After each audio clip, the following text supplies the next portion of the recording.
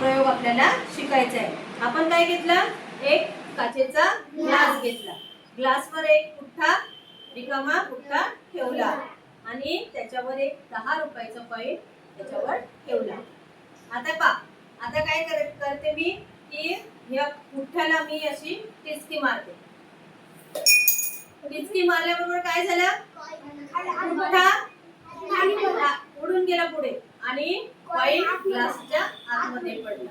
मी हातात टाकला का त्यात? नाही. म्हणजे काय झालं की आपण टिचकी मारल्याबरोबर त्या पुठ्ठ्याला जे आपण टिचकी मारल्याने बल लागलं, शक्ती लागली, त्या शक्तीमुळे ते पुठ्ठा पुढे सरकला. पण नाणं ते जड असल्यामुळे ते ग्लासात खाली पडलं. यालाच नाण्याचा जडत्व. नाणे जड असल्यामुळे ते खाली ग्लासात पडले. यालाच नाण्याचं जडत्व असं म्हणतात.